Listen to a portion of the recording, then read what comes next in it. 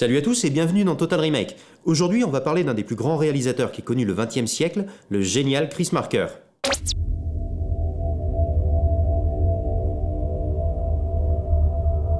En passant en revue l'œuvre de Marker et le contexte dans lequel elle s'inscrit, nous allons aborder l'un de ses plus grands films, La Jetée, puis L'Armée des 12 singes, son remake réalisé 30 ans plus tard par Terry Gilliam.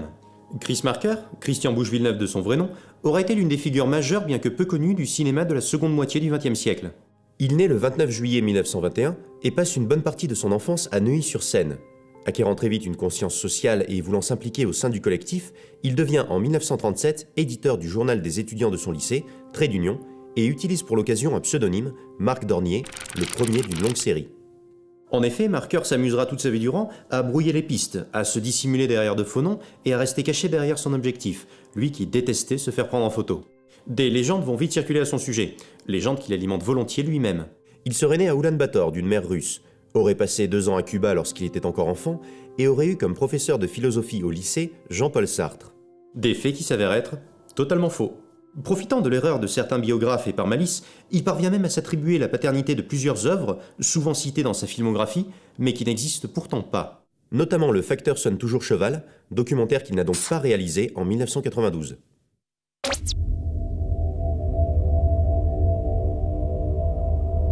Mais retrouvons Marker là où nous l'avons laissé. La Seconde Guerre mondiale éclate et, tout juste licencié en philosophie, il rejoint son père à Vichy en 1941 et crée un nouveau magazine, la Revue Française, magazine qui ne connaîtra que 2 numéros. Déçu par la politique de Pétain, il décide de rejoindre la Résistance avant d'entrer en 1945 dans l'armée américaine, où la légende veut qu'il ait servi comme parachutiste. Une légende qu'il a sûrement lui-même laissé planer. C'est Colin McCabe, critique et producteur anglais ayant eu l'occasion d'interviewer Marker, qui nous apporte quelques précisions. Il a rejoint la Résistance pour, selon ses propres mots, l'aventure plutôt que l'idéologie, puis l'armée américaine, où pour une brève période après la bataille du Saillant, les Américains ont commandé des recrues françaises. Il s'est battu jusqu'à la fin de la guerre et l'un de ses biens les plus précieux était une lettre signée de la main d'Eisenhower, le remerciant pour ses services.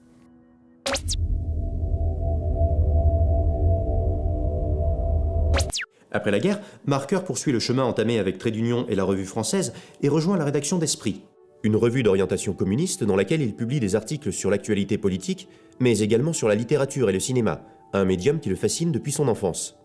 Il devient alors à ce moment-là un membre très actif de Peuple et Culture. Organisme créé à la fin de la Seconde Guerre mondiale et proche du Parti communiste français, Peuple et Culture regroupe différentes associations visant à défendre le droit à l'éducation et à la culture pour tous. C'est ici que Marker va faire 2 rencontres décisives. André Bazin tout d'abord, qui n'est autre que le fondateur des Cahiers du cinéma et qui aura tôt fait de recruter Marker à la création du magazine.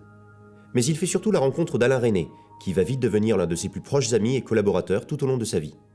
Chris Marker me paraît un personnage fascinant, à ma connaissance unique au monde. Je ne connais personne qui puisse avoir à la fois ce sens des problèmes politiques contemporains, ce goût du beau, cette espèce de joie devant la culture et devant l'art, cet humour, et qui arrive, lorsqu'il fait un film, à ne se séparer d'aucune de ces tendances.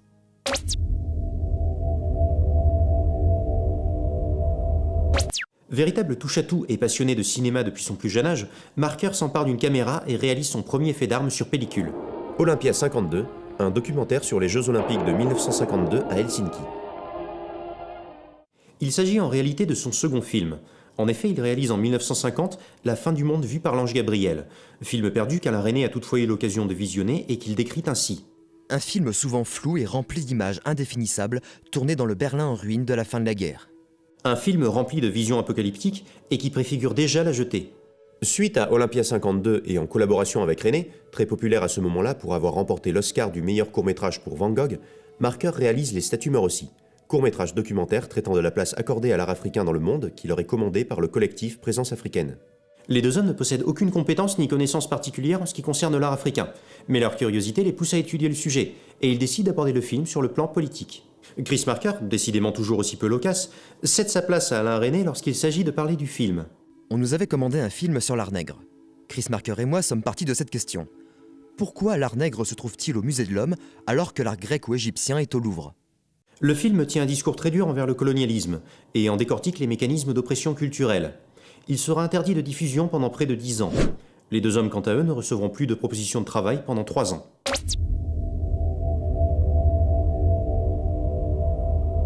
En parallèle au cinéma, la photographie va prendre une place importante dans la carrière de Marker. Dès 1954 et pour les éditions Seuil, il va créer la collection Petite Planète, sorte de guide pratique référençant toutes les connaissances sur un pays, le tout abondamment illustré.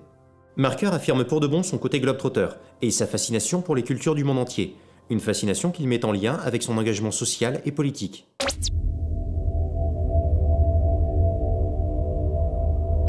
Nous sommes en 1960. Fidel Castro, aidé d'Ernesto Guevara, a renversé Batista depuis plus d'1 an, et c'est dans ce contexte que Chris Marker débarque sur l'île. Déjà reconnu en tant qu'intellectuel influent dans le monde entier, Marker parvient à obtenir 2 entrevues avec Castro lui-même. Sur place, il filme également le quotidien de la société cubaine à l'aube de l'année 1961. De ces images naîtra le film Cubacy, une nouvelle fois censuré pour une durée d'1 an en raison de ses propos anti-américains.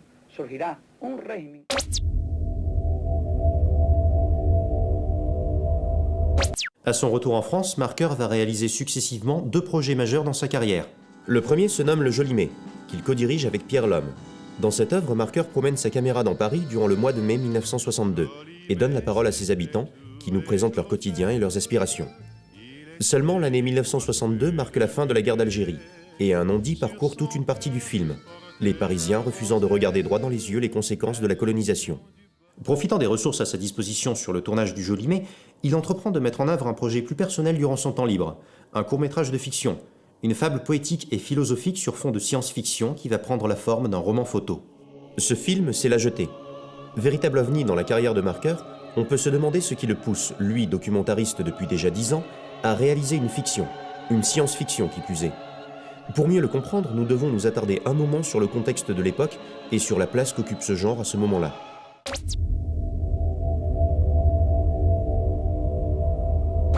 Suite à la Seconde Guerre mondiale et au traumatisme de la bombe atomique, la science-fiction a grandement évolué. Les pulp magazines, les récits fantastiques et exotiques, sans disparaître pour autant, laissent place à une science-fiction en relation directe avec son temps. En parallèle à l'émergence de la guerre froide et de la course à l'armement, les romans et films de SF se multiplient. On pensera bien évidemment à toute cette vague de films d'invasion extraterrestre sortis durant les années 50 et qui, d'une manière plus ou moins subtile selon les cas, évoquent la menace communiste. La guerre des mondes par exemple, réalisé par Byron Haskins en 1953 et tiré du célèbre roman de H.G. Wells. Mais également Les Envahisseurs de la planète rouge, Des monstres attaquent la ville, Les soucoupes volantes attaquent, et bien évidemment le sommet du genre, L'invasion des profanateurs de sépultures, réalisé en 1956 par Don Siegel. Pour le coup, on se trouve plutôt du côté américain, avec des films populaires et gentiment propagandistes.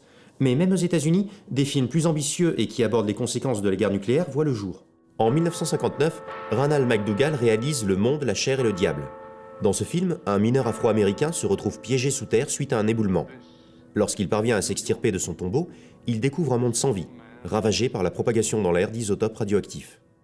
Partout dans le monde, on voit apparaître des réquisitoires contre la guerre et le totalitarisme. Les 2 bombes larguées sur Nagasaki et Hiroshima traumatisent profondément le Japon. Et comme Simon nous en a déjà parlé dans son émission sur King Kong, Ichiro Honda réalise en 1954 Godzilla, où les conséquences de la bombe sont personnifiées sous la forme d'un lézard géant qui sème la destruction tout autour de lui. En Europe de l'Est, pôle majeur mais trop peu connu de la science-fiction, Karel Zeman, réalisateur tchécoslovaque, sort en 1958 L'Invention diabolique, un film mélangeant capture réelle et animation, grandement inspiré par l'œuvre de Jules Verne. Un scientifique met au point une arme atomique dont tente de s'emparer le comte d'Artigas à des fins maléfiques. Il s'agit d'un pur film d'aventure, mais dont la thématique antimilitariste résonne particulièrement avec son époque. On ne peut pas non plus passer à côté du chef-d'œuvre de Stanley Kubrick, Dr Folamour ou Comment j'ai appris à ne plus m'en faire et à aimer la bombe, sorti en 1964, avec un Peter Sellers en grande forme, film dans lequel éclate une guerre nucléaire entre les 2 blocs.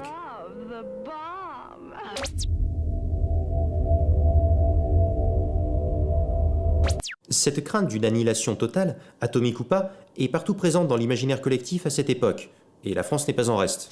Queen Zinzinzili, de Régis Messac, est un roman pionnier et incontournable de la science-fiction post-apocalyptique.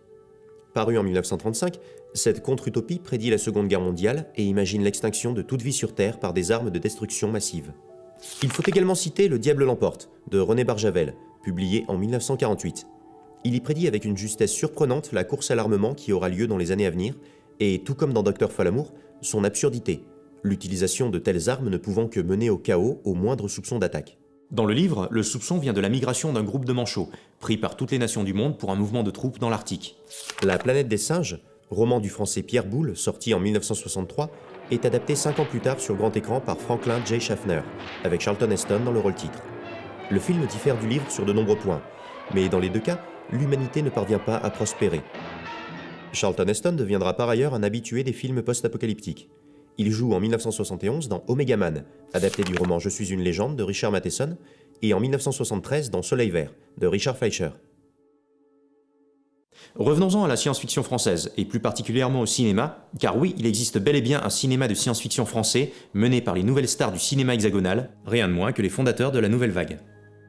François Truffaut adapte en 1966 et en langue anglaise Fahrenheit 451, célèbre roman de Ray Bradbury qui prend place dans un état totalitaire où les autodafés sont devenus monnaie courante. En effet, le gouvernement en place refuse de prendre le risque que la littérature puisse créer des courants de pensée hors normes.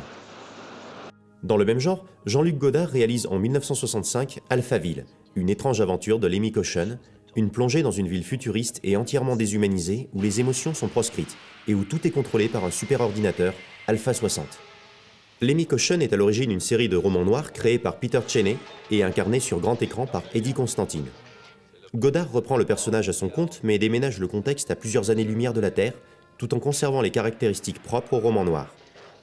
L'aspect visuel du film et son noir et blanc stylisé ne manquent pas d'évoquer la jetée. Alphaville sera par ailleurs une source d'inspiration majeure pour George Lucas lorsqu'il réalisera son premier film, THX 1138. Autre film important de cette période en France, Je t'aime, en 1968, réalisé par Alain Resnais. Resnais avait déjà réalisé en 1958 Hiroshima mon amour, dans lequel il exposait d'une manière très crue les conséquences morales et physiques du bombardement d'Hiroshima. Dans Je t'aime, il raconte l'histoire de Claude Reader, incarné par Claude Rich, qui, après une tentative de suicide ratée, accepte de participer à une expérience visant à le faire voyager dans le temps et retrouver un amour perdu. Je t'aime. On retrouve dans les très grandes lignes le scénario de La Jetée. Le film naît de la collaboration entre Resnais et Jacques Sternberg, qui en sera le scénariste.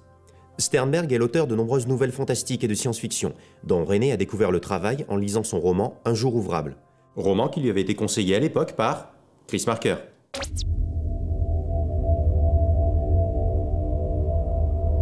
Force est de constater que Marker, de près ou de loin, laisse une trace sur toute cette production. C'est lui le premier qui, en France, réaffirme l'intérêt pour la science-fiction. Une science-fiction particulièrement adulte et psychologique, où les personnages éprouvent des difficultés à vivre dans un contexte donné qui les brime, et doivent trouver une échappatoire. Il n'est pas anodin de mentionner que tous les films dont nous venons de parler sont tournés dans des décors réels, qui évoquent non pas un futur fantaisiste et imaginaire, mais bien l'époque à laquelle ils ont été filmés. Exit les paysages lunaires en carton-pâte, François Truffaut parle du tournage de Fahrenheit 451 ainsi. Autour de moi, toute l'équipe était un peu déroutée. Ils devaient s'attendre à du super James Bond, mais il n'y avait pas de gadget. Il n'y a pratiquement qu'une seule scène de science-fiction, celle des hommes volants qui recherchent Montag en fuite. Les choses de science-fiction sont très difficiles à réaliser et risquent souvent d'être ridicules. Pourquoi vouloir éviter de représenter la science-fiction en se conformant au canon de l'imaginaire collectif? C'est peut-être Ray Bradbury lui-même qui a la réponse. J'ai écrit seulement un livre de science-fiction, et c'est Fahrenheit 451, basé sur la réalité. La science-fiction est une description de la réalité. Ce qu'ont compris tous ces auteurs et cinéastes, c'est que la science-fiction est avant tout un miroir du monde, qui a pour but d'en révéler tous les aspects les plus préoccupants. Et le monde a des raisons d'être préoccupé. En 1962 a lieu la crise des missiles de Cuba. Le gouvernement américain découvre sur l'île la présence de rampes de lancement, destinées à accueillir un stock de missiles venus du RSS. Jamais le monde n'aura été aussi proche de sombrer dans une guerre nucléaire totale. Aucun intellectuel du moment ne peut passer à côté de cet événement, et surtout pas Marker qui, rappelons-le, avait rencontré Fidel Castro à peine un an auparavant pour Cubatie. Dans ce contexte, il est facile de comprendre pourquoi La Jetée prend place après une hypothétique Troisième Guerre mondiale, celle-ci étant effectivement sur le point d'éclater en 1962.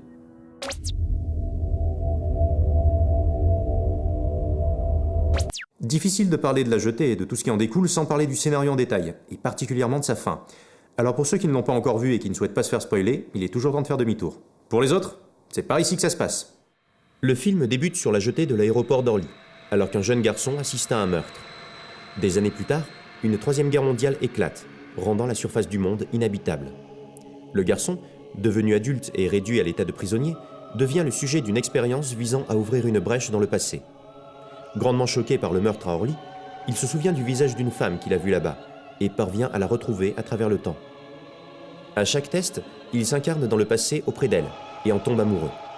Le film nous présente alors les déambulations de ce couple hors norme à travers Paris, jusqu'à ce que l'homme soit arraché à son bonheur et soit envoyé vers l'avenir, en quête d'un moyen de subsistance. Dans le futur, notre héros découvre un Paris reconstruit et prospère, disposé à aider son passé, mais également prêt à lui permettre de s'enfuir. Il choisit de retourner avant la guerre pour y retrouver la femme qu'il aime. C'est à l'aéroport d'Orly qu'il la retrouve. Mais un de ses gardiens le traque et l'abat froidement sur la jetée, devant les yeux horrifiés de sa compagne et de ceux d'un jeune garçon qui n'est autre que lui-même, et qui assistait sans le savoir à sa propre mort. La jetée est un film expérimental construit comme un roman photo. Antoine Bonfanti, ingénieur du son et collaborateur de Marker, ramène de Hong Kong un prototype de Pentax Spotmatic, un appareil photo réflexe 35 mm, sur le tournage du Jolimet. Marker, enthousiasmé par les possibilités qu'offre l'appareil en termes de cadrage, l'emprunte à Bonfanti malgré ses protestations et l'utilise sur le tournage de La Jetée. Le film ne contient aucun dialogue, peu de personnages, les deux héros ne seront jamais nommés, et est entièrement narré par une voix off sur un commentaire écrit par Marker lui-même. L'homme est incarné par Davos Anish. Peintre, sculpteur et architecte, il s'agira de sa seule incursion au cinéma, à l'exception d'une voix qu'il réalise là encore pour Marker en 1977 dans Le fond de l'air est rouge, documentaire sur les espoirs et les désillusions liées au communisme. C'est Hélène Châtelain qui joue le rôle de la femme. Toute jeune actrice d'ascendance russe, Marker fait sa connaissance alors qu'il est encore actif au sein de Peuple et Culture. Il s'agit pour elle également de sa seule apparition au cinéma, du moins en tant qu'actrice, car elle réalisera et scénarisera par la suite plusieurs films, majoritairement des documentaires. Elle préfère poursuivre sa carrière de comédienne au théâtre, notamment sous la direction de George Wilson, père de Lambert, qui était alors directeur du Théâtre National Populaire. Pour la musique, Marker ne s'embarrasse pas de compositeur. Il pioche dans la discographie d'un musicien anglais, Trevor Duncan, et en tire quelques pistes qu'il accolera directement à son film. A noter que c'est Trevor Duncan qui a composé malgré lui le thème d'un autre film de SF devenu culte pour des raisons bien différentes, Plan 9 from Outer Space, Deadwood, considéré comme le plus grand navet de l'histoire du cinéma. Gordon Zahler, qui supervise la musique sur Plan 9, fait ce que fera Marker 3 ans plus tard pour La Jetée et pioche dans le catalogue de Duncan, ce qui ne changera rien au désastre. Tout comme d'autres grands réalisateurs le feront plus tard, on peut penser à Akira Kurosawa, qui fait apparaître une tache de couleur au milieu du noir et blanc d'Entre le ciel et l'enfer, procédé employé par Spielberg dans La liste de Schindler, ou à Wes Anderson, qui fait évoluer le format de son film Grand Budapest Hotel en cours de route. Marker se permet de bouleverser les règles qu'il avait imposées à son film. À la 18e minute de La Jetée, le temps de quelques secondes, la photographie devient film, une évolution logique somme toute. Les deux personnages s'éveillent après une nuit d'amour, et le regard de la jeune femme, son sourire, s'anime soudain. Le temps, jusque-là figé par la photographie, s'écoule à nouveau. Marker n'aime généralement pas s'exprimer sur ses œuvres et les interprétations qu'on peut en faire. Never explain, never complain. Tout ce qu'il veut bien nous dire au sujet de cette scène, c'est que sa conception provient avant tout d'une sensation, plutôt que d'une volonté de donner une couche de sens supplémentaire à son œuvre. Peut-être que pour exprimer ce moment précis, la photographie ne suffisait simplement plus. Dans tous les cas, et quelles que soient les ambitions artistiques de Marker, le film est en grande partie autofinancé, et ce dernier n'a les moyens de s'offrir une caméra que pour une après-midi. En résulte l'un des plus beaux moments de poésie de l'œuvre. La Jetée marque à la fois une parenthèse et une synthèse dans l'œuvre de Marker. Parenthèse, du fait qu'il s'agisse d'une fiction, synthèse, car il y intègre tous les éléments qui lui sont chers, aussi bien sur la forme, le roman photo, que sur le fond. En effet, on retrouve dans ce film tous les enjeux du cinéma markerien. C'était la première partie de notre dossier Total Remake sur La Jetée et l'Armée des Douze Singes. Merci à tous d'avoir suivi l'émission. N'hésitez pas à vous abonner à notre chaîne YouTube et à nous suivre sur notre page Facebook et sur Twitter. Et si vous voulez nous soutenir pour les futures productions, Tipeee existe aussi. Je vous dis à très vite pour la deuxième partie, et je vous propose de finir par un petit récapitulatif. À bientôt!